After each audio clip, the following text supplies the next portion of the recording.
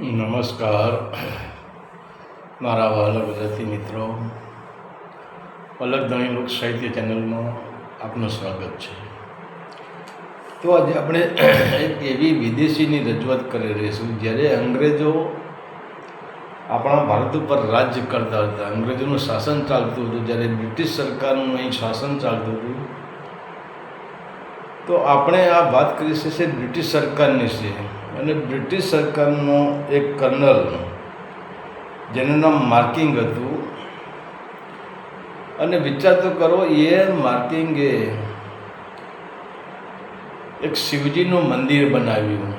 હવે વિચાર કરો કે આપણે ભારતમાં છીએ અને જ્યારે બ્રિટિશ સરકાર કોઈ દેવી દેવતામાં માનતા જ નથી, એમ છતાં પણ એને એક સમય એવો આવ્યો તો બ્રિટિશ સરકારનો જે કર્નલ હતો માર્કિંગ, એને પણ ભગવાન શિવનું મંદિર બનાવ્યું. તો એની આસ્થા કેવી હશે, શિવ પ્રત્યે શ્રદ્ધા કેવી છે, શિવ પ્રત્યે વિશ્વાસ કેવો હશે.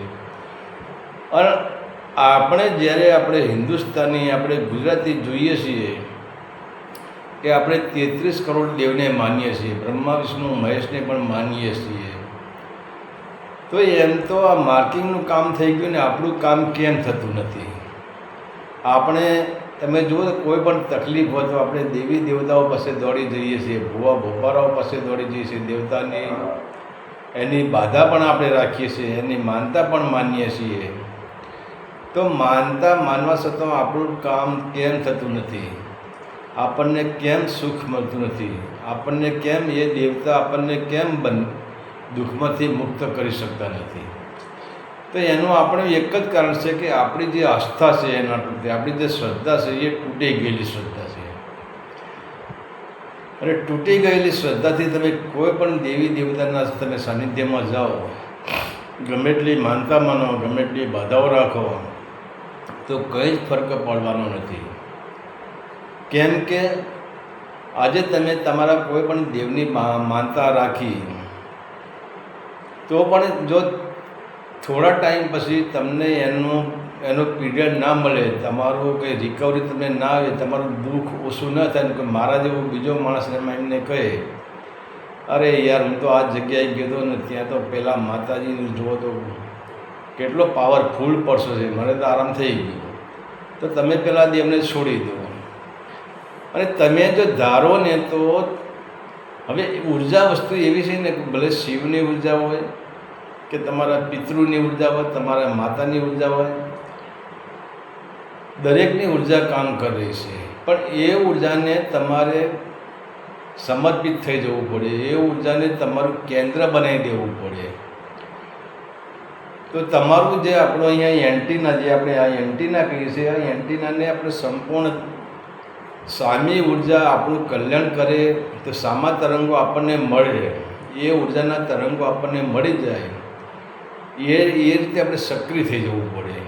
તો જ એ શક્તિ, એ જ ઉર્જા, ચાહે દેવી હોય, દેવતા હોય, કે તમારા પિતૃઓ હોય, કે પછી બ્રહ્મા વિષ્ણુ મહેશ હોય, એ દરેક તમારું કાર્ય કરતા હોય છે. તો અહીંયા આપણે જોઈએ છે કે હવે જે બ્રિટિશનો માણસ, અને એ પણ એલ્ફેન માણસ નહીં, એ બ્રિટિશનો કર્નલ, અને એ કહેવાશે કે જ્યારે બ્રિટિશનું રાજ અહીંયા આપણા ભારત ઉપર ચાલતું હતું, ત્યારે એ બ્રિટિશ સરકારના જે કર્નલો હતા, એ લોકો ભારતમાં પોતપોતાના બંગલા એમને બનાવી દીધા હતા, પોતપોતાના મહેલો એમને બનાવી દીધા હતા, અને પોતાના પરિવાર સાથે આ લોકો ભારતમાં રહેતા હતા.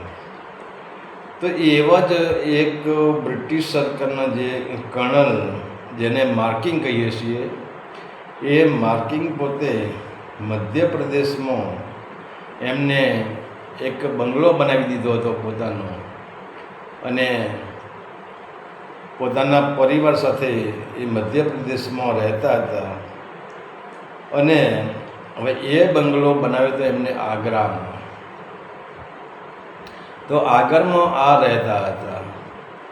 અને હવે તો કર્નલ છે એટલે એને તો ગમે ત્યાં જવું પડે. તો કલર માર્કિંગ અંગ્રેજ પરિવાર સાથે રહેશે, આગ્રામાં રહેશે. અને આગ્રામાં કહે છે કે વૈજનાથનું જે મંદિર આવેલું છે આજે પણ તમે જુઓ, આજે પણ તમે જ્યારે આગ્રા જાઓ અને વૈજનાથનું મંદિર જુઓ ત્યારે આજે પણ એની આ તકતી લગાવેલી જ છે. બ્રિટિશ સરકારની આજે પણ તકતી લગાવેલી છે અને આ કર્નલે મંદિર બનાવ્યું છે. ત્યારે પછી જ્યારે આ મંદિર બનાવ્યું છે તે હવે આ વાતની જે આપણે શરૂઆત કરીએ એ શરૂઆત છે 1979. 1979ની વાત છે. અને ત્યારે તમે જુઓ યુદ્ધ વધારે ચાલતા હતા અને આ કર્નલનો જે હોય, કર્નલ લોકોએ પોતાની જે સૈન્ય હોય, સૈન્ય લઈને એમને બીજા રાજ્યમાં કે બીજા દેશોમાં યુદ્ધમાં પણ જવું પડતું હતું. ત્યારે પછી કહેવાય છે કે આ કર્નલનો જે માર્કિંગ છે એને અફઘાનમાં એના સૈન્યને લઈને અફઘાનમાં યુદ્ધ કરવા જવાનું થયું છે. આગળથી ઓર્ડર આવી ગયો છે કે અફઘાન ઉપર ચડાઈ કરવાની છે અને અફઘાનને જીતી લેવાનું છે. તો હવે આ જે કર્નલ માર્કિંગ છે એ પોતાનું જે સૈન્ય લઈને એને અફઘાન ઉપર એને ચડાઈ કરી છે. પરંતુ કહેવાય છે કે હવે એની જે પત્ની, જેને આપણે ભૂરી કહીએ, આ ભૂરો ને પેલી ભૂરી, એ ભૂરી પોતે ઘરે રહે છે, પોતાના બંગલે રહે છે. અને કહેવાય છે કે એ પોતે આગ્રામાં રહેતી હોય છે. અને જ્યારે આ કર્નલ માર્કિંગ જ્યારે એનું સૈન્ય લઈને અફઘાનમાં નીકળે છે ત્યારે 5 દિવસે ત્યાંથી કોઈ પણ એક સૈનિકને આગ્રા મોકલી દેશે, પોતાના ઘરે મોકલી દેશે, ટપાલ લખીને પત્ર લખીને મોકલી દેશે.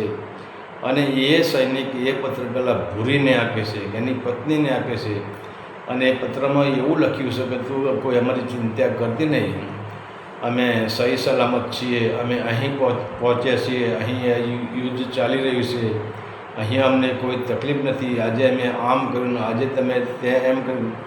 5 દિવસનો પીરિયડ દરરોજ આ કર્નલ માર્કિંગ છે એ દર 5 દિવસે એનો જે 5 દિવસમાં જે કિસ્સા બન્યા હોય એ બધું જ પત્રમાં લખીને એની પત્નીને એ મોકલી દેશે.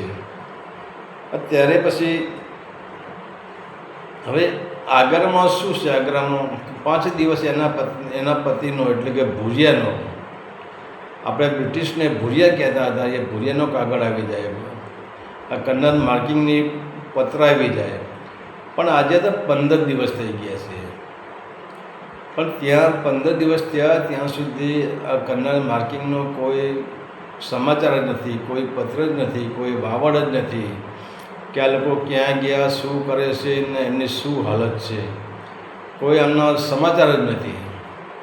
ત્યારે પછી કહેવાય છે કે આ જે આગ્રા છે ત્યાં આગળ જે એ પોતે જે આ ભૂરી હોય છે એ પોતાનો જે નિવાસસ્થાન હોય છે, પોતાનો જે બંગલો હોય છે ત્યાંથી પછી બહાર નીકળે છે.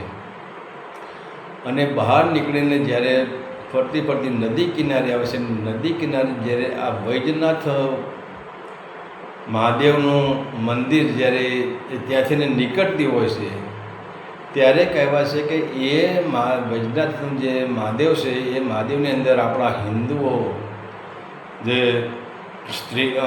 શિવજીનો મંત્રોચ્ચાર કરી રહ્યા છે, ઓમ નમઃ શિવાયના પાઠ કરી રહ્યા છે, શિવની સ્તુતિ કરી રહ્યા છે, શિવ આરાધના કરી રહ્યા છે.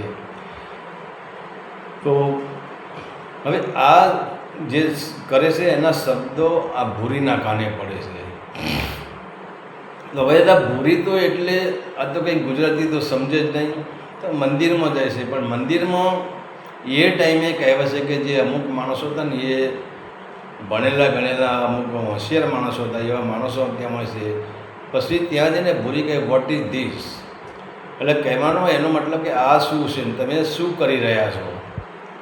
ત્યારે ત્યાંનો પૂજારી હોય છે અને બીજા એક માણસ હોય છે, એ બહુ હોશિયાર હોય છે. અને પછી એ કહે કે અમે શિવની સ્તુતિ કરીએ છીએ, શિવની આરાધના કરીએ છીએ, અહીંયા શિવ ઓમ નમઃ શિવાય શિવ મંત્રનો અમે ઉચ્ચારણ કરી રહ્યા છીએ. ત્યારે ભૂરી કહે છે કે આ કોણ છે, શિવ કોણ છે, તમે જેને શિવ કહો એ શિવ કોણ છે?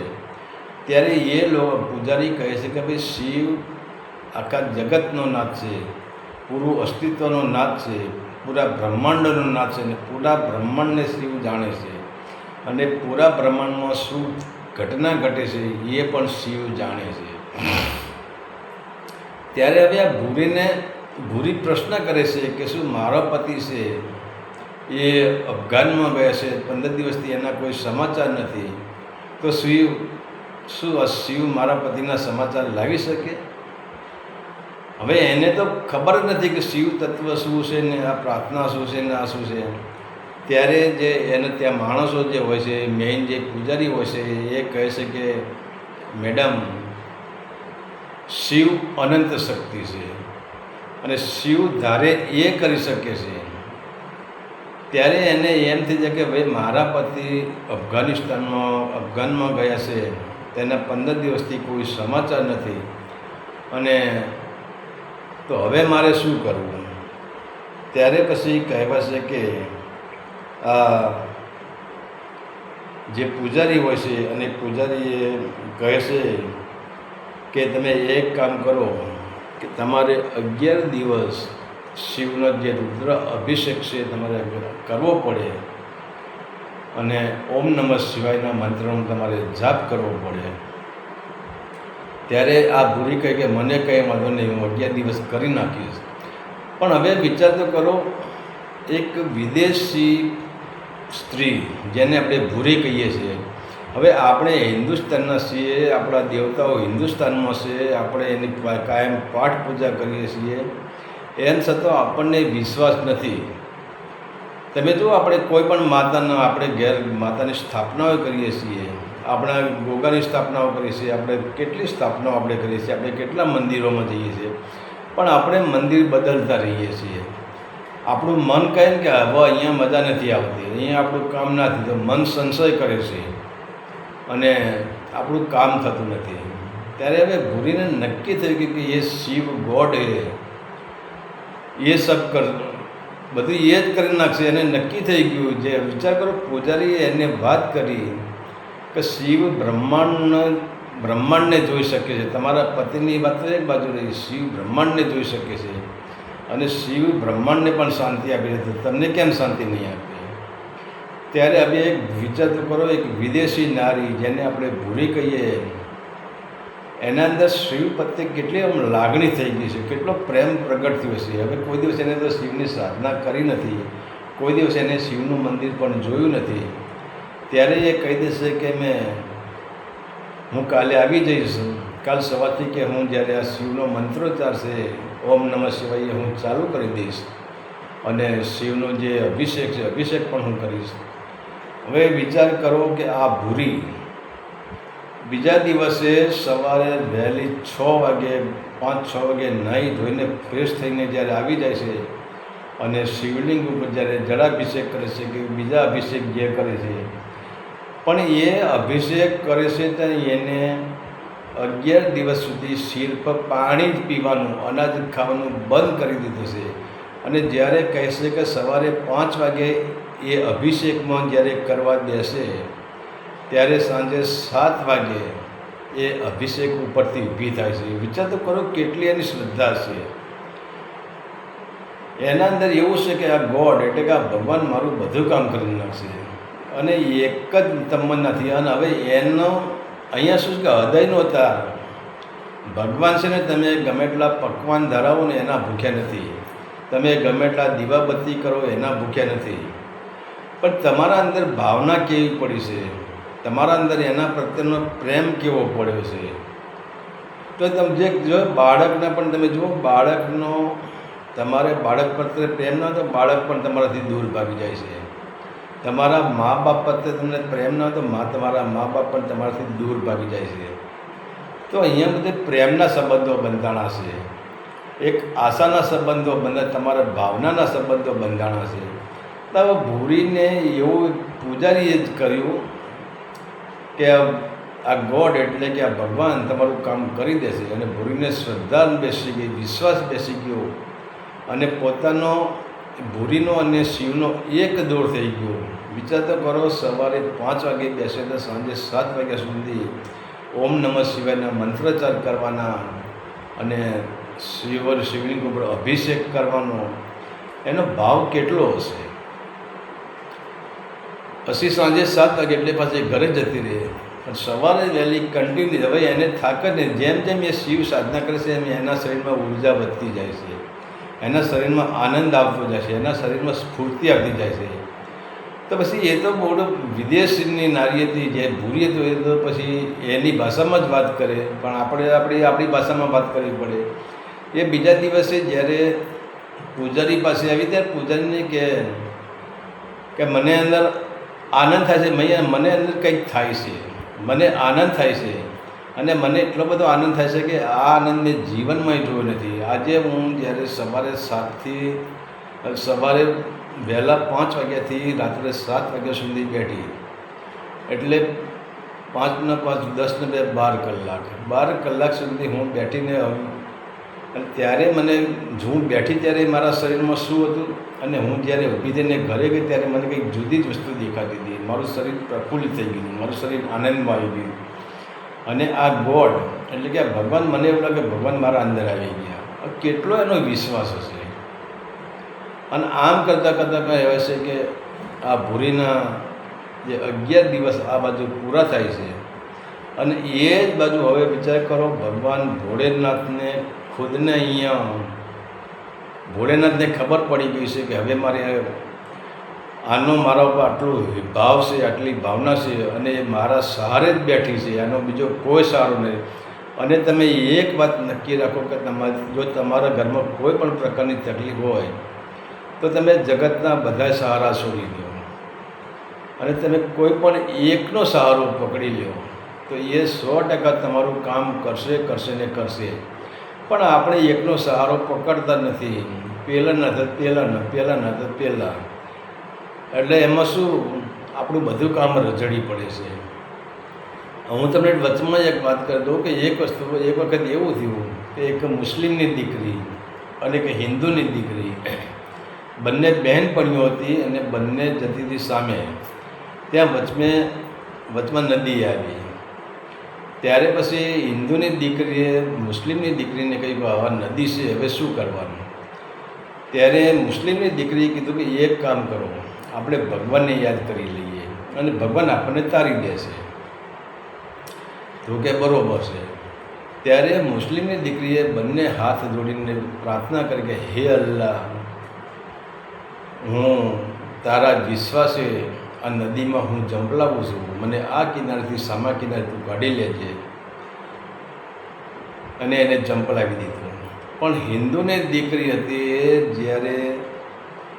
જ્યારે નદીમાં ઝંપલાવાનું થયું ત્યારે હે માં બ્રહ્માણીમાન, હે કાળકામાન, હે બહુચરમાન, હે ચામુંડામાન, હે મેરણીમાન, હે જહોમાન, હે ઝાંપડીમાન, હે સિકોતરમાન, હે હનુમાન દાદાના, હે રામચંદ્ર ભગવાન, જેટલા નામ મોઢે આવ્યા બધી માતાઓના નામ દઈ દીધા. પછી એને ભૂસકો માર્યું નદીમાં. તો હવે પેલી માતાના મનમાં પેલી માતા જશે ને પેલી માતાના મનમાં પેલી માતા જશે ને પેલી માતાના મનમાં પેલી માતા જશે. રામના મનમાં હનુમાનજી જશે ને હનુમાનજીના મનમાં કૃષ્ણ જશે ને કૃષ્ણના મનમાં બળિયાદેવ જશે ને બળિયાદેવના મનમાં ભૈરવ દાદા જશે ને ભૈરવ દાદા મનમાં સિકોતર જશે ને સિકોતરના મનમાં ગોગો જશે. બધા એમથી પણ કોઈ જીવ જ નહીં. અને છેવટે હિન્દુની દીકરી તણાઈ ગઈ, મરી ગઈ, અને મુસ્લિમની દીકરીનો ઉદ્ધાર થઈ ગયો. કહેવાનો મતલબ શું છે, કોઈ પણ જ્યારે આપણને તકલીફ પડી ત્યારે એક જ પકડી રાખો, એક જ સ્થાન પકડી રાખો અને એકના જ તાબે થઈ જાઓ. તારે જ કરવાનું છે, તું જ કરે જો. આ શ્રદ્ધા તમારી કોઈ પણ, એટલે ભલે તમારા ત્યાં 5 ઈંટોનું તમારું જે સિકોતરનું મંદિર હોય, તમારા મા બાપને બેહાડેલા હોય, એ 5 ઈંટોના મંદિરે પણ તમે જો એક માથું ટેકાવીને એક જ શ્રદ્ધાથી, એક જ વિશ્વાસથી કે તારા સિવાય આ જગતમાં કોઈ એવી શક્તિ નથી કે મારું કામ કરી શકે, તો આ વિશ્વાસથી જો તમે બેસી ગયા તો એ અદૃશ્ય શક્તિને પણ તમારું કામ કરવું પડે છે. તો અહીંયા હવે વિચાર તો કરો, આ બ્રિટિશ સરકારની જે સ્ત્રી છે, જે ભૂરી છે, એને આજે 11 દિવસ થઈ ગયા, અને હવે 11 દિવસમાં જ્યાં ભક્તનો ને ભગવાનનો જ્યારે નાતો બંધાય છે ને, જ્યાં આપણે જોઈએ નરસિંહ મહેતાના ભગવાને કેટલા કામ કર્યા, એમ આજે ભોળીનું કામ કરવા માટે ભોળેનાથને પણ તત્પર થઈ જવું પડ્યું છે.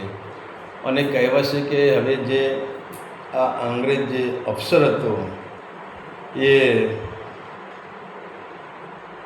હવે જ્યાં એ યુદ્ધમાં ગયો છે અફઘાનિસ્તાનમાં, અફઘાન બાજુ, ત્યાં હવે અફઘાનવાળા લોકોએ શું કર્યું છે કે જેમાં અભિમન્યુએ જ્યારે કુરુક્ષેત્રના યુદ્ધ રચ્યું, 7 કોઠાનું યુદ્ધ રચ્યું હતું, એનું ચક્રવ્યૂહ રચ્યું હતું, એમ હવે અફઘાનવાળાએ ચક્રવ્યૂહ રચ્યું છે. અને ચક્રવ્યૂહ એવું રચ્યું છે કે આ અફઘાનવાળા છે ને એ બ્રિટિશના માણસ સૈન્યને ધીરે ધીરે ઓછા કરતા જાય છે. અને આજે છેલ્લો દિવસ છે ને છેલ્લા દિવસે એવું નક્કી છે કે સવારે ઉઠે તો જે આ બ્રિટિશ સરકારના જેટલા માણસો છે, જેટલા સૈન્ય છે, એ બધાને એવા ચક્રવ્યૂહમાં ફસાઈ ગયા છે. હવે એમને ત્યાં એટલી બધી તકલીફ છે, એમને ખાવાની પણ સગવડ નથી, ઊંઘવાની પણ સગવડ નથી, બેસવાની પણ સગવડ નથી, થાકી ગયા છે. અને પાણી પીવા માટે ત્યાં અફઘાનિસ્તાનમાં જે જંગલોના જે ઝરણાઓ છે, જે અને એવું પાણી જે ખાડા ભરેલા એવામાંથી પાણી પીને લોકો જીવન ગુજારતા હોય છે. અને હવે નક્કી થઈ ગયું કે બચવાનો કોઈ સહારો જ નથી. હવે પત્ર મોકલવો જ કેવી રીતે? આ અફઘાનિસ્તાનવાળાએ ચક્રવ્યૂહ એવો રચ્યો છે કે આમાંથી બહાર નીકળવાની શક્યતા નથી. અને એમ જ જ્યારે કહે છે કે જ્યારે આ કન્નર જે માર્કિંગ હોય છે રાત્રે સૂઈ જાય છે થાક્યો પાક્યો, અને જ્યાં સૂઈ જાય છે ત્યાં એના સ્વપ્નમાં ભગવાન ભોલેનાથ આવે છે. એમને મોટી મોટી જટાઓ છે, ગળામાં નાગ લબડી રહ્યો છે, મૂઢમાલા પહેરી છે, હાથમાં ડમરું છે, હાથમાં ત્રિશૂળ છે અને વાઘંબર પહેર્યું છે. આવો એક વિચિત્ર ચહેરો આ કર્નલના સ્વપ્નમાં આવે છે. અને એ કહે છે કે સવારે તમે આ રસ્તે નીકળી જજો, તમે બચી જશો. અને સવારે વહેલા તમે પરોઢિયું પહેલાં જ્યાં સુધી અંધારું હોય, અંધારાના ટાઈમે તમે આ જગ્યાએથી નીકળી જજો. આ જગ્યાએ ચક્રવ્યૂહ નથી, આ જગ્યાએ ઓછા સૈનિકો છે ને તમે ત્યાંથી બચીને નીકળી શકશો. હવે વિચાર તો કરો, રાત્રે શિવે અને સપના બી, હવે આને તો શિવને જોયો જ નથી કોઈ દિવસ. શિવ શું છે એને ખબર નથી. આ કન્નર માર્કેટને ખબર નથી, પણ એને એમ થઈ ગયું કે આ વિચિત્ર માણસને, આવો માણસ તો મેં મારા જીવનમાં જોયો. એને ખબર નથી કે આ શિવ છે. પણ એને કીધું કોઈક આમ મૂળ તો ગમે તેવું ભલે બ્રિટિશ સરકારનું હતું, પણ એનામાં જ્ઞાન તો હતું. એને કોઈ નક્કી કરે કોઈ શક્તિ મને માર્ગદર્શન આપી રહી છે. અને ભલે મને સ્વપ્નમાં આવીને માર્ગદર્શન આપ્યું, પણ આ શક્તિ માર્ગદર્શન આપે એ પ્રમાણે મારે ચાલવું જોઈએ તો હું બચી જઈશ. કારણ કે કોઈ પણ શક્તિ આપણને માર્ગદર્શન આપે, ખોટું માર્ગદર્શન હોય નહીં. ત્યારે શિવે જે રીતે, મહાદેવ ભોળાનાથે જે રીતે એને સપનામાં જે રજૂઆત કરી હતી, એવી રીતે સવારે કહેવાય છે કે આ કન્નર માર્કિંગ એ સવારે એ ચક્રવ્યૂહમાં જેવી દિશા બતાવી એ દિશામાં જ પોતાના સૈન્યને લઈને જાય છે. અને ત્યાં પણ આમાં સૈન્ય હોય છે, પણ માણસો ઓછા હોય છે. અને ત્યાં પણ એક નાનું એવું યુદ્ધ થાય છે અને એમાં ઘણા માણસો કપાઈ જાય છે. અને આ કન્નરના માણસો પણ થોડા ઘણા અહીંયા ખપી જાય છે, પણ એમને રસ્તો મળી જાય છે. ત્યાર પછી કહેવાય છે કે આ કન્નર માર્કિંગ છે એ અફઘાનિસ્તાનમાંથી એ યુદ્ધે ગયા પછી તે 15 દિવસથી ત્યાં પડી રહ્યો હતો. હવે વિચાર કરો, 15 દિવસથી કોઈ એને રસ્તો જડતો નહોતો. અને શિવે જઈને એને રસ્તો બતાવ્યો છે, શિવ પરમાત્માએ. અને ત્યારે પછી કહેવાય છે કે આ જે કર્નલ છે એ સહી સલામત જ્યારે ઘરે આવે છે, એટલે ઘરે આવીને પોતાના જ્યારે બંગલાઓ પાસે આવે, પોતાના રાજમહેલમાં આવે છે, પોતાના બંગલે આવે છે, પોતાની પત્ની એટલે કે પોતાની ભૂરીને મળે છે. ત્યારે પછી હવે આ લોકો આવે છે તો બીજા દિવસે એની પત્ની ભૂરી આ કર્નલને કહે છે કે હવે એ લોકો એમની ભાષામાં વાત કરતા કે આપણે શિવ મંદિરે જવાનું છે, લોર્ડ પાસે જવાનું છે, ભગવાન પાસે જવાનું. Shiva is a lord, Shiva ભગવાન છે, મોટો ભગવાન છે, એની પાસે આપણે જવાનું છે. એને તમને બચાવ્યા છે. આ બધી એમની ભાષામાં બધા વાતચીત કરતા હોય છે. ત્યારે હવે પેલો એ કંઈ વાત નથી કરતો કે મારા મને એક સપનું આવી ગયું, આવો પુરુષ આવીને પેલો પુરુષ આવીને એ કંઈ વાત કરતો નથી. પણ એને ખબર કોઈ ઉર્જા આવીને મને બચાવી ગઈ, કોઈ શક્તિ આવીને મને બચાવી ગઈ. એને શિવ છે તો એને ખબર જ નથી. ત્યારે પછી એને એ ભૂરીને કહ્યું કે આ કોઈ શક્તિ મારી રક્ષા કરી. તો પછી સવારે આ કર્નલ અને એની પત્ની એટલે કે આ ભૂરી એ બંને જે કાયમ માટે બિલ્વપત્ર લઈ જતી હોય છે, ગુલાબના ફૂલ લઈ જતી હોય છે, ત્રાંબાના કળશમાં પાણી લઈ જતી હોય છે, પછી ભભૂત લઈ જતી હોય છે. આ બધું જે લઈને કાયમ માટે જતી હોય છે, એમ આજે પણ આ કર્નલ સાથે એ સવારે પતિ પત્ની બંને તૈયાર થયા છે. અને હવે આ પતિ પત્ની બંને કહેવાય છે કે વૈજનાથના જે મંદિર છે, શિવજીનું મંદિર, એ ત્યાં જાય છે. અને ત્યાં જઈને પછી જ્યારે હવે હજુ તો આ મંદિરના પગથિયા ચડી જશે, મંદિરના અંદર તો પહોંચે જ નથી, પરંતુ કહેવાય છે કે આ પતિ પત્ની બંને એ મંદિરના પગથિયામાં જાય છે. અને જ્યારે મંદિરના ગર્ભગૃહમાં દાખલ થાય છે આ બંને જણા, અને ત્યારે પછી કહેવાય છે કે આ જે કર્નલ છે અને એની નજર શિવજીના ફોટા ઉપર જ જાય છે સીધી જ. ત્યારે આ કર્નલને એમ થઈ ગયું કે આ પોઝ, આ ફોટો, તો એ ફોટો જોઈને એમ થઈ ગયું ઓહ માય ગોડ, બૂમ પાડી ગયો એકદમ. બધા ગભરાઈ ગયા કે આને શું થઈ ગયું. એની પત્ની પણ ગભરાઈ ગઈ કે શું થઈ ગયું તમને, ઓહ માય ગોડ ક્યાં હુઆ, મતલબ શું થઈ ગયું તમને. ત્યારે કર્નલ કહે છે એની પત્નીને, એ ભૂરીને કહે છે કે આ જે ફોટો છે ને, આ જ ફોટા જેવો આવો જ માણસ મને સલાહ આપવા આવ્યો હતો, આ જ શિવ. ત્યારે એને ખબર પડે કે આ શિવ છે, આ ભોળેનાથ છે. ત્યારે એ કર્નલને ત્યારે ખબર પડે કે આ જ ભોળેનાથ, આ જ કપડો, આવો ચહેરો, આવા જ એની જટાઓ હતી, આ જ ગળામાં નાગ લબડાયેલો, આવું જ એના હાથમાં ડમરું હતું, એના હાથમાં ત્રિશૂળ હતું, આવા જ કપડાં પહેરેલા હતા, ભસ્મ લગાવેલી હતી. આ જ માણસ, આ જ ગોડ, આ જ ભગવાન, આ જ શિવ. એ રાત્રે મને સ્વપ્ન આવ્યું, એમને મને રસ્તો બતાવ્યો હતો. ત્યારે પછી આ કર્નલને એમ થઈ જાય છે કે એની આંખોમાંથી આંસુડાની ધાર વહી જાય છે. અને પછી તો શિવના ચરણોમાં એ નમસ્કાર કરી જાય છે. અને એનું જેમ પેલું ભૂરીનું હૃદય પરિવર્તન થઈ ગયું, એમ આ કર્નલ છે એનું પણ હૃદય પરિવર્તન થાય છે. પોતે શિવ પ્રેમી થઈ જાય છે. વિચાર તો કરો, હોય બ્રિટિશ સરકારનો માણસ જે અહીંયા ભારતમાં રાજ કરવા આવ્યો હતો, અને એ પાછો જેવો સામાન્ય માણસ નહીં, કર્નલ, બ્રિટિશનો કર્નલ જ્યારે, પણ એ પણ શિવની તપસ્યામાં શિવ પ્રત્યે એટલો પ્રેમ કરે છે કે બસ આખો દિવસ એને કોઈ પણ કાર્યક્રમમાં એના ઓમ નમઃ શિવાય, ઓમ નમઃ શિવાય, ઓમ નમઃ શિવાય પોતે પણ કરતો હોય છે. કે ગુજરાતી જે પૂજારી એમને મંત્ર શીખવાડી દીધો હોય છે, અને ભૂરીને પણ મંત્ર આવડતો જ હતો ઓમ નમઃ શિવાયનો. અને ત્યારે પછી કહેવાય છે કે આ અફઘાનિસ્તાનમાંથી સહી સલામત પાછો આવે છે. અને ત્યારે પછી કહેવાય છે કે એક આ જે કર્નલ છે એ પોતે જ, હવે વિચાર કરો કે એને એ ટાઈમે જે આ મહાદેવનું મંદિર, જે વૈજનાથ મહાદેવ છે એનું મંદિરનું, નવા મંદિરનું એને કામ શરૂ કર્યું છે. અને એ ટાઈમે કહેવાય છે કે 15,000 રૂપિયા ખર્ચો કર્યો હતો આ કર્નલે. શિવના જે વૈજનાથનું મંદિર નવું બનાવ્યું જ્યારે કર્નલે, ત્યારે 15,000 રૂપિયા ખર્ચો થયો હતો. અને આજના એ 15,000 રૂપિયા આપણે ગણીએ તો આજના 15 કરોડ રૂપિયા થાય.